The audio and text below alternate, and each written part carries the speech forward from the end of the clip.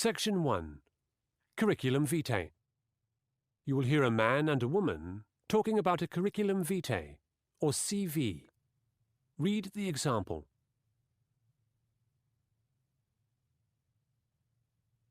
What's up, Jun-hee? You don't look happy. I rang about 3 jobs today, Harry. 2 of them had already gone. The last employer asked for my CV, which I sent off straight away, but I know he won't call back. The answer is back. On this occasion only, the first part of the conversation is played twice. Before you listen again, you have 30 seconds to read questions 1 to 4.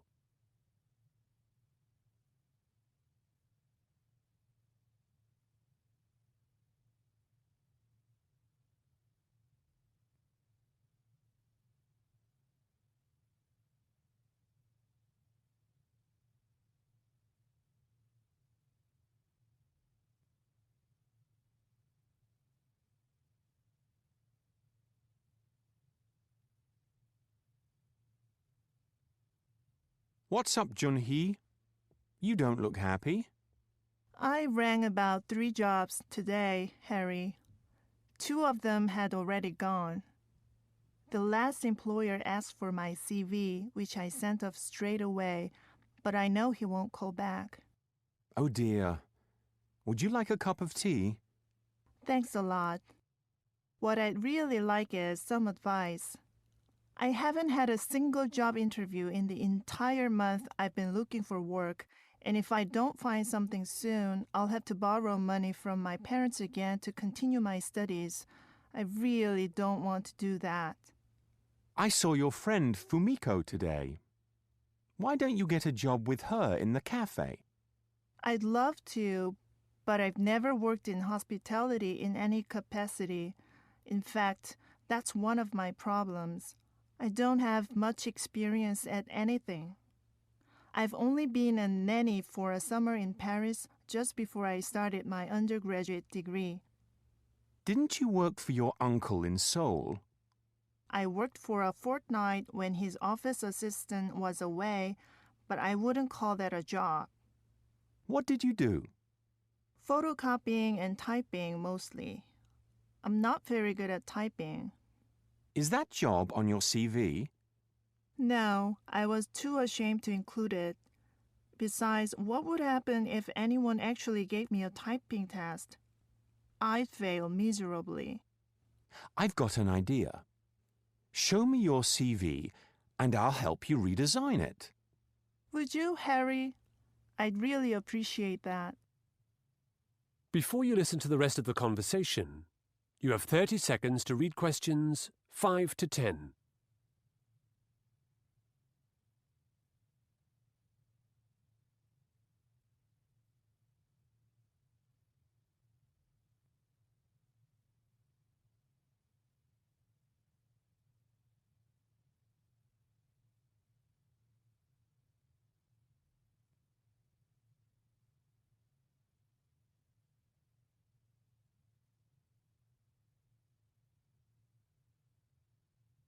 Looking at your CV, I do like the colors you've chosen. I'd certainly keep them. Do you know what I mean by the word font? The style of the letters, whether they are Times New Roman or Arial? Yes. You've got about 10 different fonts. I thought that'd show I had creative flair. It's fun to use a variety, isn't it? Fun for a party invitation. Stick to 2 fonts is my advice. All right. What about the content? You're a local lad. I expect you can give me some pointers about the content. Your education in Korea is fine, and so is being a nanny. In Britain, people don't usually mention whether they're single or married. It's unnecessary to include your hobbies, especially if they're dangerous. Are you sure about that? Doesn't snowboarding make me sound more interesting? Like a person who's looking for a challenge? No. Employers might think you won't find their job exciting enough. It seems we should cross off both my marital status and my sports. I can't see here that you're a master's student or that you've got a driving license. No, I didn't want to say I was doing a postgrad course because an employer might wonder why I'm applying for such a lowly job. I didn't mention being able to drive because almost everyone here my age can. Do I really need to spell that out? Yes. And you're fluent in Mandarin, right? Right. I studied in Nanjing for almost 2 years as part of an exchange program. My spoken Mandarin is pretty good, and if necessary, I could brush up my writing. I used to know about 2,000 characters. I picked up some French while I was nannying in Paris, but I'm hardly fluent, and I doubt it will be useful to an employer here.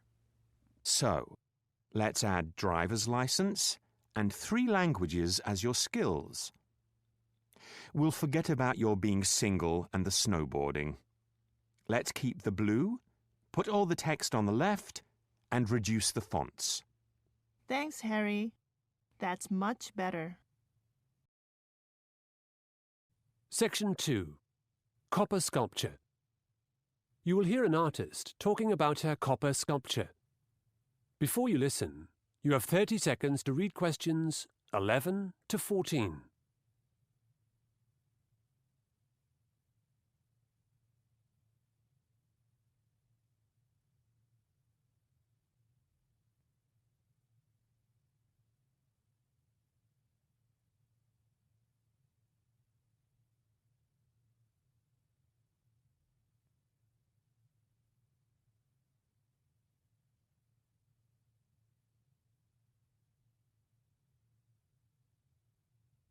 And now on Art Today, I've got Michelle Blanche. Good morning.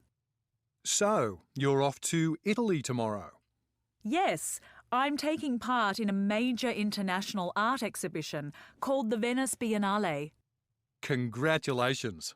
What work are you taking? 10 small copper sculptures that I'm just putting the finishing touches to. They're on the theme of people and pets. That's kind of a strange theme for a contemporary art show, isn't it? Perhaps, but I follow traditions that date back to ancient Greece. I believe in highly developed craft as well as accessibility to the viewer. Frankly, I find a lot of modern art has alienated the public both with its form and content. I'm trying to create something that people can easily respond to. So, why people and pets? You're not the first person to have asked me that question. Actually, I've never owned a pet myself, but last year I saw an amazing TV program about a general hospital in Calgary. Volunteers take dogs onto wards there during visiting hours, and the presence of the animals has been found to improve patients' health significantly. Raising the spirit does wonders for the body. It seems that people heal faster if they can be around an animal or if they have their own pet, so I decided to explore this in my artwork. Interesting. Who buys your sculptures? I've sold to both private art collectors and public museums. All up, about 20 of my small works have been purchased by individuals. The Lightfoot building downtown has one of my early copper pieces in its foyer. You can see it through the window from Brook Street. And 2 regional museums have bought large bronze sculptures that I made in 2011. And you've just been asked by the mayor to produce a statue, right? Not the mayor himself, but a local council. The council had a competition for a work based on local history, which I won. I'm making a sculpture for a square downtown. It's my first major outdoor commission, so I'm very excited. Anything to do with animals? Yes, it honours a dog that saved a girl in the river. Everyone in the city knows this story. It's practically a legend, but there's not one memorial to this incredible act of devotion. Before you listen to the rest of the interview, you have 30 seconds to read questions 15 to 20.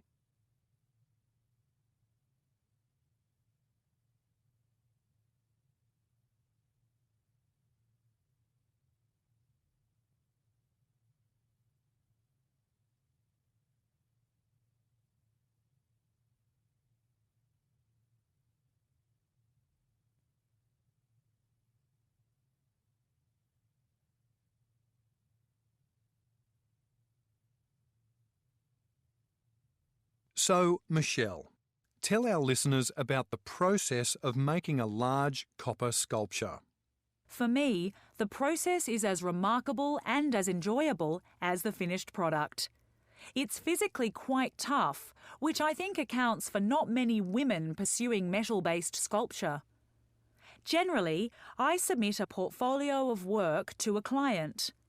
After being chosen for a commission, I spend around 2 weeks modelling the sculpture in clay. Then I make a perfect wax copy, coated in a slurry of stucco and ducted with ceramic granules. Hang on a minute. That's too technical for me. Okay, basically I make a clay model, then I make a copy in wax. I use wax because, ultimately, this will be melted and replaced with copper. The wax model is painted with a special liquid which is called stucco. It's a kind of soft plaster. Then the stucco is sprayed with tiny grains of ceramic to make a hard shell or cast. What's next? The cast is fired, heated to a very high temperature, in an industrial furnace. My studio is in a disused boiler-making factory, and I'm very fortunate to have this furnace. The firing process is a little dangerous, so I employ 2 assistants. While they're firing the cast, I prepare the metal. The copper? Yes. In fact, a copper sculpture is not 100% copper. It consists of 3 elements: 95% copper, 4% silicon, and 1% manganese. The trace elements strengthen the copper without altering its other qualities. Uh-huh. After the cast is made, the molten metal is poured in and left to set. Setting takes several hours, depending on the size of the work. When the cast is removed, the sculpture is polished. This also takes time, but is quite thrilling since you see the brightly shining metal emerge beneath your hands. As I said before, the process is quite physically demanding, but the end result is gorgeous. Indeed. Finally, it's approved by the commissioning authority and installed in its permanent place. In this case, the city square. When is the installation date? The 3rd of June, which marks the centenary of the girls' rescue.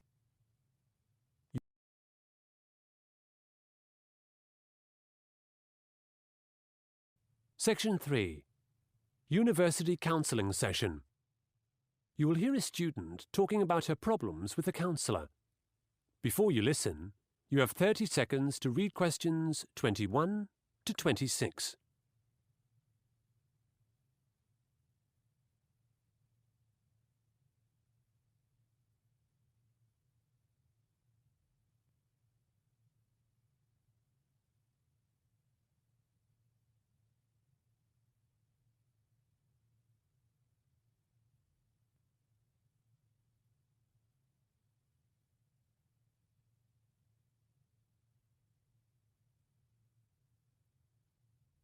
So, Rachel, how have things been going? All right, I suppose. Are you ready for your presentation tomorrow? I think so. Great. What about the rest of the study plan we made? Have you been sticking to it? Well, that's why I came back to you. I did manage to get everything done for my presentation, but now I'm way behind with my other assignments, and I'm starting to panic. You've got the 3,000-word essay for criminal law, haven't you? And one on taxation? That's right. What seems to be preventing you from doing them? My own indecision is one factor. You see, we were given 2 choices for the criminal law essay, and I seem to change my mind daily about which one to do. I remember in our last session that you said I might be using procrastination to obscure some other inadequacy, perhaps not understanding the legal topic as well as I ought to. If I get a low mark, I can just say, well, I did that essay in such a rush, instead of admitting that I don't have a grasp of the subject. Intellectually, I understand what you've told me, but I'm afraid it hasn't made a difference to my starting the essay. Another thing that's affecting me is the demands of other people. Like what? Take my flatmate, Teresa, who's a nursing student. We've been sharing a flat for over a year, and we used to get along really well. But recently, she's been pestering me to help her with her assignments. You might suggest your flatmate get help from her college with her studies. I've done that, and she claims she's been going to the Student Learning Centre on campus. Meantime, if I don't help her at home, she calls me selfish or arrogant or unfriendly, and then starts sulking. The atmosphere in our place is poisonous. What can I do about my boss? Last week I worked 12 hours overtime. I'm exhausted. I felt obliged to accept the work because right now he's making decisions about who to keep on over the summer, and if I turn down extra shifts, he may not consider me. I certainly can't afford to lose my summer job. Remember, Rachel, your goals and priorities. Is your long-term goal to work in a supermarket or to be a lawyer? Of course, to be a lawyer. I know I've got to concentrate on that. As I think I've said, I can see everything clearly when I'm here in the office with you, but I waver as soon as I leave. Before you listen to the rest of the conversation, you have 30 seconds to read questions 27 to 30.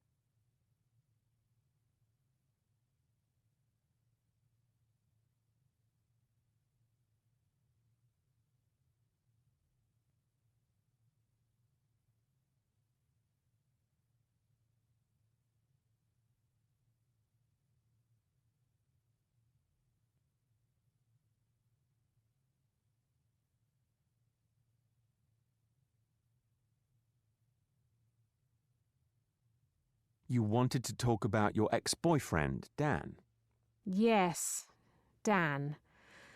I know we went through all this in the last session as well, but he's been bugging me again.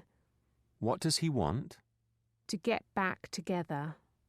Do you want that? Yes. No. I mean, I ended the relationship. Dan's a great person, and I'll always think of him fondly. But we somehow brought out the worst in each other. All right. Keep Dan at a distance while you focus on your studies. Politely tell him that you want to remain apart.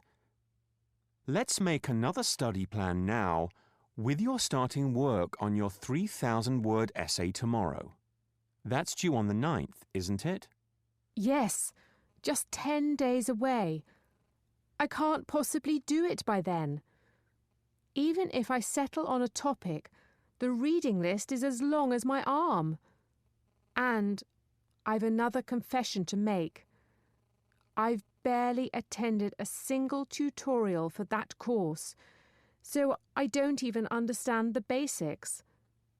With the state I'm in, I won't be able to absorb any of the complex arguments, let alone critique them. Really, my situation's awful. Do you think I could get an extension? Rachel, your situation is difficult, not awful. And all of these things we can solve. Remember, reduce contact with people who don't help you, and reduce your hours at the supermarket. Focus on your essays and your future goal. Section 4. Rational Emotive Therapy. You will hear a psychology lecture about rational emotive therapy, or RET. You have 45 seconds to read questions 31 to 40.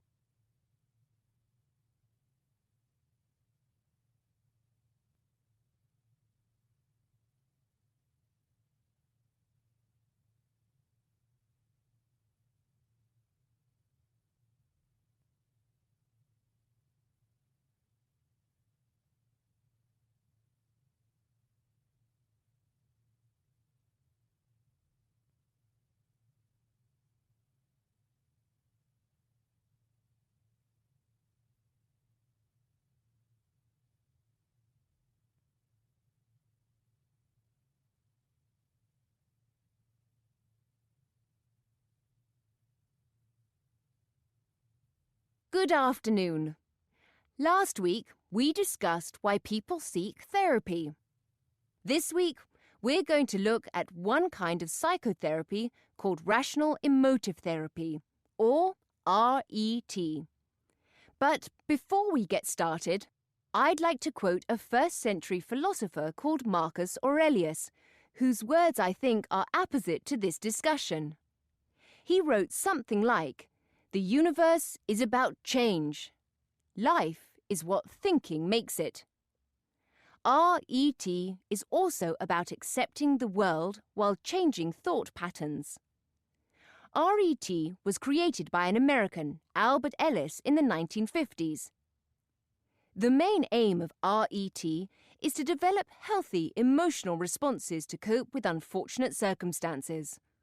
Anger, anxiety, or depression is replaced with upset, followed by acceptance, then by moving on. Let's take the example of a person who is involved in a car accident. Of course, your physical injuries are your primary concern, and satisfactory medical assistance in hospital is critical. But how fast you heal after that assistance is not only determined by the kind of medical care you have received, but also by your attitude. You probably had no control over the accident, but you can control how you feel about it afterwards. Anxiety, guilt, and even rage at others involved are all mental states that you can overcome. Here's another scenario. Your sister borrowed some money from you a year or so ago and hasn't made any effort to give it back. A well-balanced person thinks, "Oh dear, never mind." But an unbalanced one says, "My sister should give me my money back. She mustn't do this to me." Or, "She's always been so selfish. She never treats me well." Now, people, including your sister, are both good and bad, and they do change. Imagining how awful your circumstances are doesn't help. You're far more likely to get your money back if your sister knows you don't judge her and you avoid words like should, must, always, and never. One of Albert Ellis's fundamental beliefs was that too many people these days awfulize. Yes, he even coined the term, to awfulize. He considered that people make things seem awful that really aren't. They disable themselves through anxiety rather than accepting the challenges there are in modern life. To introduce his ideas to the world, Ellis came up with the ABC scheme. In this, A stands for adversity, something out of the ordinary that causes difficulty. Ellis was convinced that when A struck, it was B, a person's beliefs, that often affected them more than A itself. This leads to C, or consequences. Some of these could be relatively minor, like headaches or skin disorders, but others could be serious and debilitating, like long-term mental illness. Ellis added D to his ABC scheme. This means a person distinguishes between awfulizing and healthy beliefs.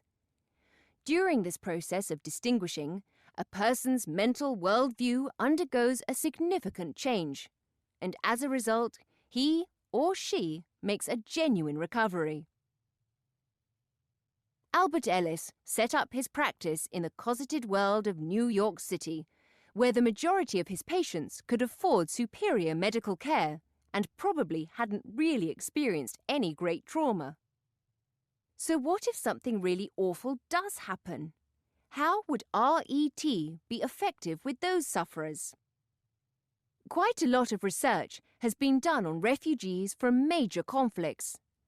They appear to fall almost equally into two groups.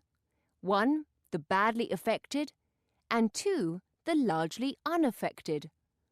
All the refugees lived through the same war, but they chose to be happy, or they chose to be sad. So, how does RET work? Initially, Therapists and patients target specific problems and set daily and weekly goals. Exercises are connected to everyday life. There are links on my website to some of these if you're interested. As I mentioned earlier, replacing anger with upset is the first phase of treatment. Anger can be as threatening to the body as the original trauma. Confronting the very thing a patient is afraid of is another approach. If a person has a phobia of cars after an accident, he or she is put right back behind the wheel. Critics of RET say the treatment is too short and too unkind, and its rehabilitation rate of around 40% is not very high. Because it focuses on mental states in the present and it completely ignores a patient's past, detractors believe it fails to address underlying issues. Other more conventional methods of therapy explore the past in some detail. Nevertheless, Ellis and RET have reintroduced rationalist philosophical notions into everyday treatment. I'll leave it up to you to evaluate their success.